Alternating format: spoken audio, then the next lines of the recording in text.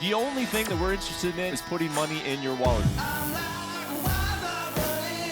If you want to bet the fights, if you want to have a little bit of action, you are in the right place. With my partner, Ian Parker, I am Brett Okamoto. We're ready to rock between our parlays, our props, our straight picks. It's time to make money. Let's go.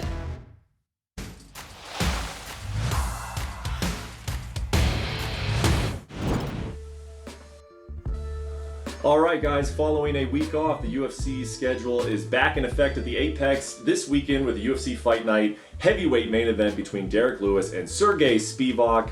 The 2023 schedule rolls on, and we are here to discuss all of these fights from a gambling perspective. Hello, everybody. I am Brett Okamoto, alongside, as always, Ian Parker, here to break down the main card for this weekend, the prelim fights, the parlays, everything that you are accustomed to seeing on this show. Ian, how we doing, man? How we feeling after the week off?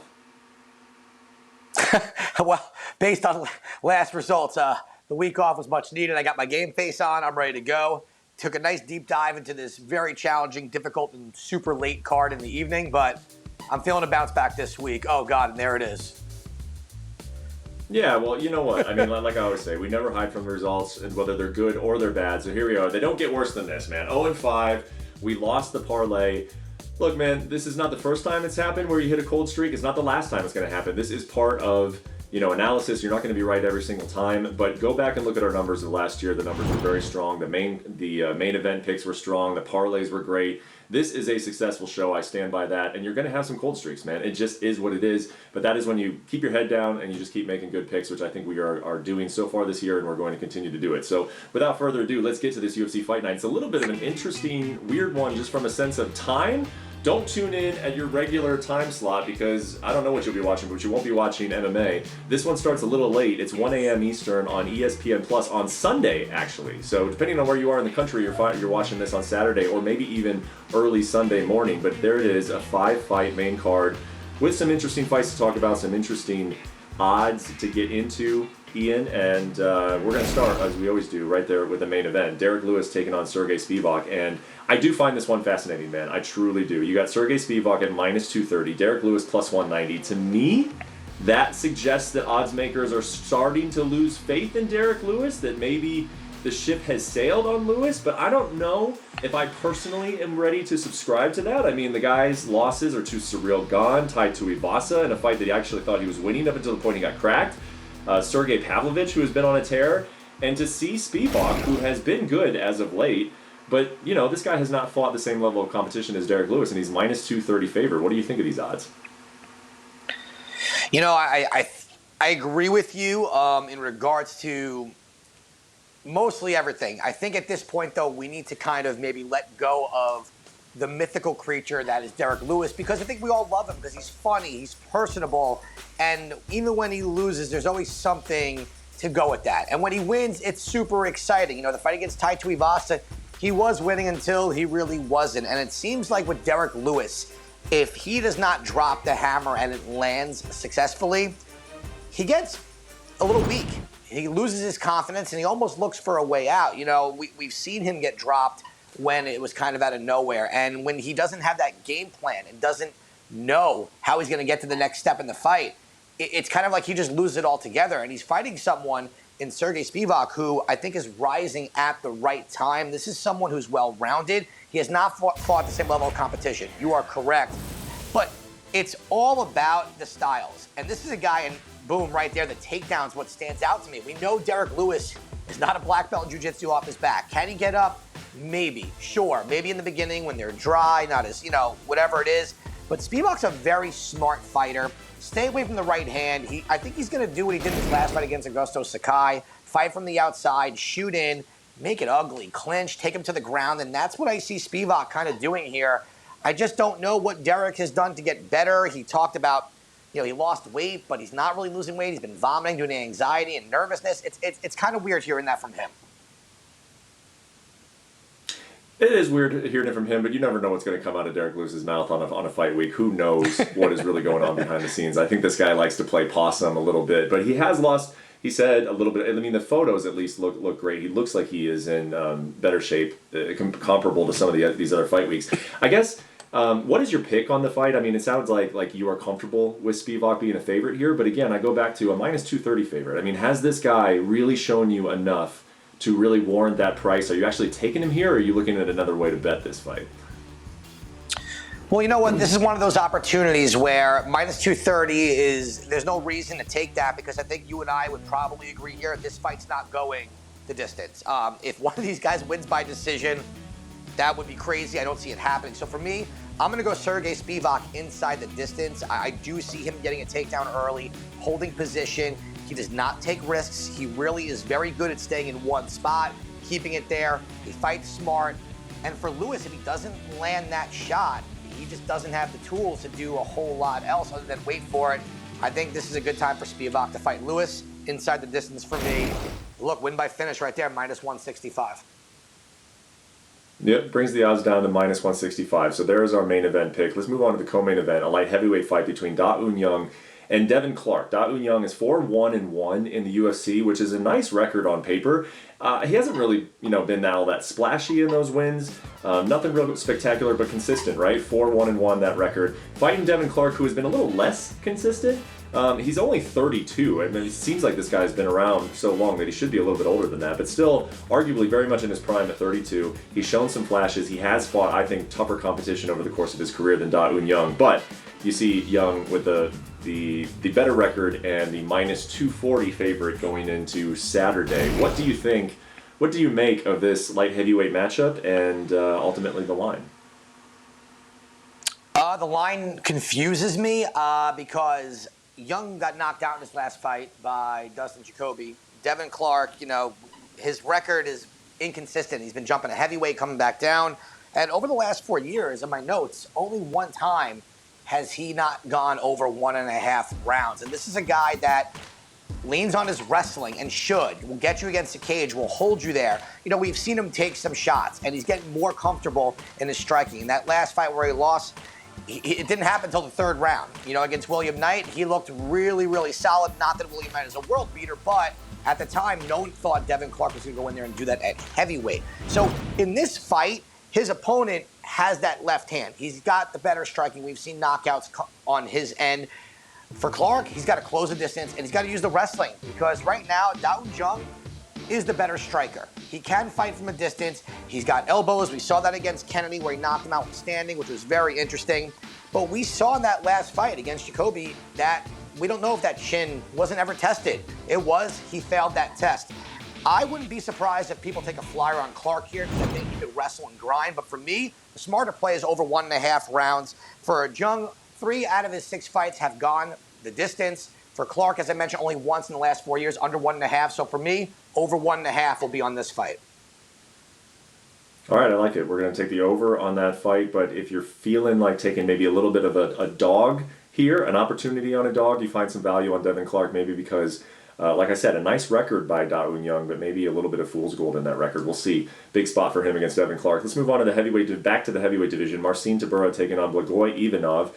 Tybura has 6-1 in his last 7. The only loss was to Alex Volkov, who he did win a round against. So that fight was competitive. So very competitive, 6-1 in his last 7. He's taking on Ivanov, who has gone 7 decisions in a row, Ian. And I'm wondering if that's where you're going to go with this heavyweight main event, or this heavyweight fight, because the odds are very close. Blagoy is known to run that thing to the distance, though. You just took the words out of my mouth. 7 decisions, 7 fights, and someone like Marcin Tybura, he's not too unfamiliar with that either. For Tybura, how he wins, he has to finish Blagoy Ivanov, which is very difficult. If his opponent doesn't gas, he doesn't seem to win. For me, I think this fight goes the distance at minus 200. I don't hate it. If I had to pick a side, I would lean Ivanov. I think he's the better wrestler, can hold Tybura up against the cage and steal rounds. Okay, all right. So a little bit of love for the dogs here on this main card. Let's go to the 145-pound division. Now, this one's interesting. Doo Ho Choi, he's 31 years old, taking on Kyle Nelson. Doo Ho Choi really burst onto the scene years ago, but he hasn't fought since 2019, fighting out of South Korea. He was in that amazing fight against Cub Swanson. Everybody remembers that fight. It's probably a lot of people's favorite fight of all time, but it hasn't been great for him since. As a favorite, look at that. He's lost to Cub Swanson, Jeremy Stevens, Charles Jourdain. Kyle Nelson, he is 1-4 in the UFC, but there's some good names on there, including guys like Billy Q, Diego Ferreira, I mean, you got to expect a full effort from him because I got to believe he's fighting for his job. Yeah, Ian, what do you think about this line with Doo Ho Choi coming back for the first time in 3 years? Well, look, just to make sure we're all clear, the 3-year layoff was because I believe he went back into the military, which he had to go do his service with his country. And to me, that means he stayed in shape. Look, he lost to 3 absolute killers in the UFC. I think he's going to have the striking advantage. As long as he doesn't get held down by Nelson, I don't see where Nelson wins this fight. I don't think Nelson's IQ is through the roof. We saw against Jai Herbert. He just wasn't fighting smart. I think for Superboy here, he's got the better striking. Stay off his back. I think he wins here. I am not worried about the 3-year layoff. I think he comes in and impresses. This is a good fight for him to get back in the win column. Yeah, no, I think it's a good observation. These guys from South Korea, he's not the first one that we've seen in this instance. And when they come back, they usually do look good. I mean, that military layoff doesn't seem to hurt these guys too much. Korean Zombie looked great when he came back from that layoff. So, Doo Ho Choi, 31. Nice spot for him to, reintroduce himself to some MMA fans. All right, let's close out this main card, 170 pounds. You got Yusaku Kinoshita taking on Adam Fugit. Kinoshita, little hype on the Contender Series. He did win that fight to earn a contract. He's 22 years old, fighting out of Japan. Fugit, he came in, he's got his chance to break into the UFC against Michael Morales in a very short notice fight. He lost that fight by knockout, but I think he was a little more competitive than most of us expected. He's not getting an easy matchup here, plus 260. Again, a little bit of hype on this guy, Kinoshita, at minus 330. What do you think of this line, Ian? This is where we got to really dive into the numbers here. I don't feel overly comfortable betting a guy that just came off the Contender Series against someone in Fugit who, like you said, he did go into the 3rd round with Morales, who's one of the higher touted prospects in the UFC, and he was able to get some takedowns. But you know what I like about Kinoshita? 100% finish rate. He is going to come bring it. He is going to strike. I don't know how he is off his back. However, we know he's got power in his hands. Very fast hands. Good technical striker. Fugit believes in his power. I believe he's a 73% finisher when he does win. This fight is not going the distance. I would even take it at under 2.5. I'm playing those plays. I don't got to pick a side. I just want someone to not make it to the end of this fight, and that's what we're going to go with this one. Yeah, this fight goes the distance. Fugit about it. Right, Ian? Eh? There's that dad joke from Brett. I love it. For the viewers, we were talking about dad jokes before we went on air. Okay, we can cut that out, actually, right? Air, let's just remove that from the show. Ian, before I get in more trouble, go ahead and go take us through the prelim picks, your full prelim picks on ESPN Plus, my man. All right, Jacka versus Jubli. We're going to go under 2.5 rounds. Zhang Yong Lee over Za. I like that spot right there. Nakamura is, I think, the second biggest favorite here, but look at this. If you take him inside the distance at minus 150, that is value. I love that there.